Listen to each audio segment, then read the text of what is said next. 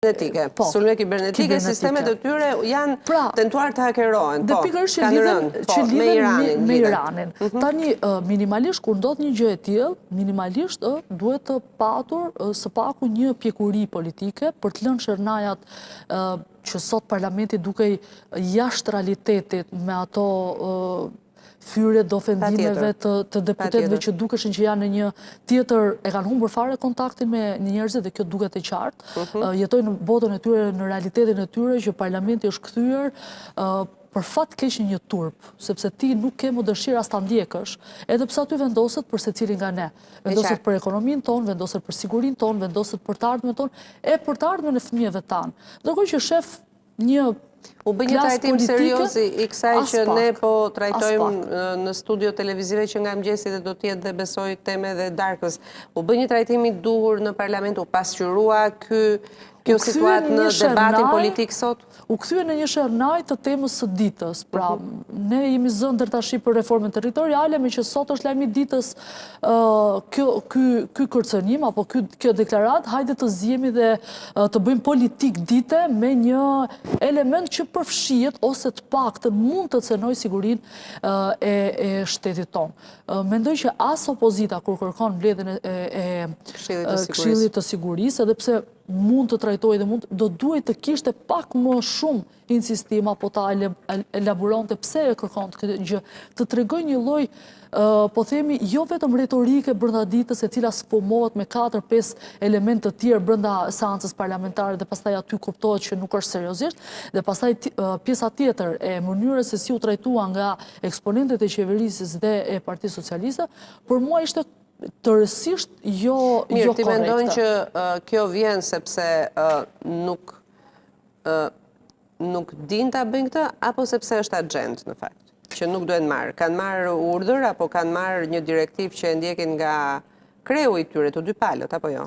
Po, unë nuk mendoj që ka diçka përveç Erion Braçës që do ta diskutojmë që nuk zbaton atë, po themi, urdhrat e zotit Rama. Unë jam i sigurt që u duk që në mëngjes, që kishte një bisedë me studentët, edhe as që nuk vazhdoj me atë lojën e Bashkimit Evropian, cilën e ka kthyer në një retorik të vazhdueshme. Kështu që dukej që në nisje, që në mëngjes herët që nuk do të kishte, po themi, një diskutim serioz, pastaj edhe ministri që u shfaqe, edhe mënyra se si zoti Taulan Balla e ktheu në një shernaj politike me zotin Mediu, të gjitha këto të çojnë në faktin që dalja e presidentit po të duash, duket sikur është pjesë e Partisë Socialiste, duket se është në të njëjtën linjë për të mos si dhënë zë dhe për ta lënë me aq gjën. Do ta kuptoja nëse do ishte për hir të faktit që nuk do duhet ketë një panik për Shqipërinë. Megjithatë nuk duhet harruar sektori i turizmit. Duket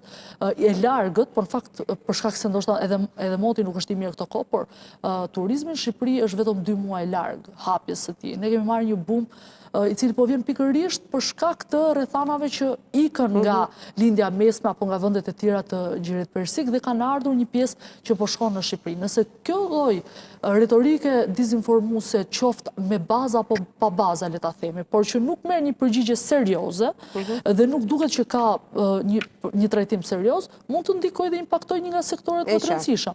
Pra, që nga interesat tona, edhe sikur dhe shpresoj mos të kemi asnjë lloj problematike, neve duhet të na dhe duhet të merremi me këtë çështje seriozisht, nuk do të thotë që ta bësh në publik, po minimalisht të mos e minimizosh apo të mos e kalosh me hamendësime. Nuk mund të jetë dhe të tregosh seriozitet përballë qytetarëve të tu për mënyrën se si po merresh me të. Ti është shumë e rëndësishme se si ti do të, si shtet, si kryetar qeverie apo si klasë politike, se mund të duhet përtej vetëm njerëz parti, ndoshta një konsensus për të parë pak më gjatë. Thjesht duhet trajtuar me seriozitet. E qartë. Mirë, do ndalemi tani tek zhvillimet politike të brendshme, duket se 2 partitë e mëdha në fakt po testohen nga fronte që po hapen brenda tyre. Nuk e di nëse do të arrijnë dot të sjellin tronditje tek 2 forcat politike, por frontet janë hapur.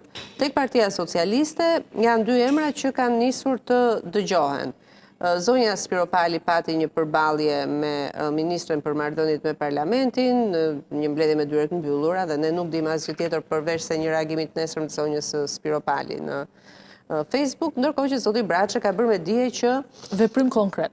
po do të kandidoj ka mendje të kandidoj për Bashkinë e Tiranës, natyrisht në logon e Partisë Socialiste, pritet për të shtjelluar kjo nëse Partia Socialiste nuk e zgjedh se si do të reagojë ai.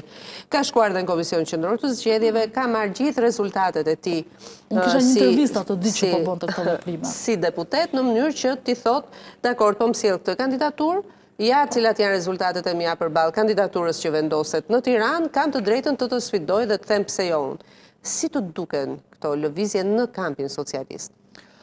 Duhet thënë që është hera parë, ndoshta prej shumë vitesh, unë të vetëm lëvizje që mbaj mend edhe ju ktheva ishte ajo 2009-s, zotin Malaj, zotin Blushi, që kanë patur një ndarje, kanë patur edhe një ndarje të thellësishme që dukeshin që nga emri që i vendosën, lëvizja për mendimin ndryshe kanë përshtypjen që kishin në qendër të mënyrën një ide platformën, pra ishin të formësuar dhe të strukturuar për atë që po kërkonin.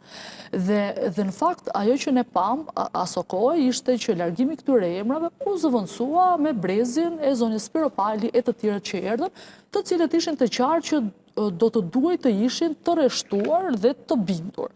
Gjë që e kanë bërë deri më sot, në mënyrën më të mirë, edhe zoti Rama duhet thënë që e ka patur këtë fuqinë për t'i mbajtur natyrisht e ndihmonte pushteti, por që i ka mbajtur të gjithë të kënaqur edhe kur i lëvizte, bënte rotacione e kështu me radhë, derisa frontet të cilat ne kishim parë për muaj të tërë, të cilat ishin brenda Partisë Socialiste, që ne diskutonin me burimet të tona brenda mbledhjeve të tyre, dhe në krye të këtyre dy lëvizjeve mbaj mend zotin Veliaj dhe zonjën Balluku. Tashmë, duke qenë se ka patur një sër elementësh që kanë lëvizur në raport prej drejtësisë, ajo që u quajë dhe ristrukturimi i Partisë Socialiste apo i qeverisjes për shkak të këtyre lëvizjeve, solli dhe pak kënaqësitë e para. Po i referohem tani rastit të zonës Spiropali. Ndërsa, se takon zotit Braçe, unë mendoj se ai ka qenë prej kohës që zoti Veliaj shkoi për të përballur për të bërë rrugën me drejtësinë, duke projektuar veten për këtë gjë. Pse mendoj këtë element? E kam ndjekur zotin Braçe duke qenë se është një nga njerëzit të cilët gjithnjë më shumë ka patur në këto një vit e gjysmë, po themi pikpamje që lidhen me problematikat e qytetit Tiranës. Unë e shoh këtë gjë për shkak se pjesa e punës së investigimeve dhe hulumtimeve të mia kryesisht ka qenë problematikat e qytetarëve që vinë tek zona e Tiranës. Dhe shikoja që paralel me punën tonë, shpesh herë piktakoheshim me atë që ai në rrjetet sociale, pa zoti Braçe e bënte. Bëri një fushat në këmbë, u takua me njerëzit, pa problematikat. E ka bërë